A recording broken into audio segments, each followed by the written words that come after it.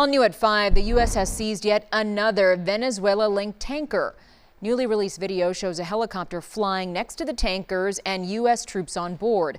This seizure comes ahead of a meeting between President Donald Trump and Venezuelan opposition leader Maria Corina Machado.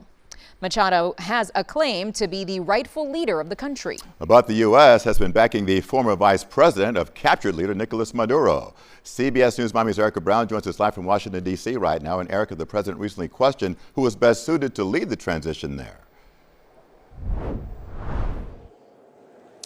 That's absolutely right, Jim and Lauren, and the Trump administration at this point has thrown its support behind Venezuela's interim leader, that's Delcy Rodriguez. But just a short time ago, a Venezuelan opposition leader, Maria Machado, met with a bipartisan group of lawmakers, including Senator Rick Scott, as she rallies support for reform in her home country. It comes after her private meeting with President Trump that she described in a statement as extraordinary, calling this a historic moment for Venezuela.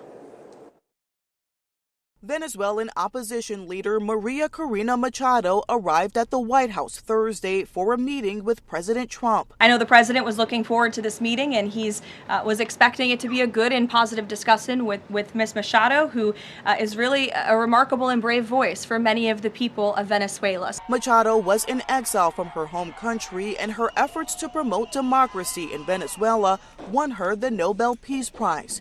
But Machado told CBS News earlier this month that Delcy Rodriguez, who became Venezuela's acting leader after the capture of Nicolas Maduro, could not be trusted. She has been the architect, one of the main architects and director of the torture centers in Venezuela, of repression for innocent people. President Trump has called Rodriguez a, quote, wonderful person, and the administration has backed her leadership since Maduro's ouster. They have been extremely cooperative. They have thus far met all of the demands and requests of the United States and of the president. One of those demands was the sale of Venezuelan oil to stabilize the country.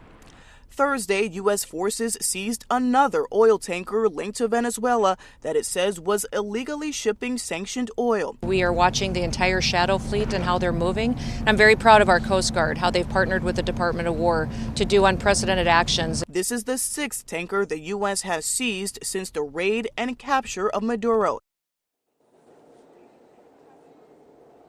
Now, officials say that sixth oil tanker was seized without incident in an early morning operation carried out by the U.S. Marines and the Navy. And they said in a statement that only oil that has been coordinated lawfully will be allowed to leave Venezuela.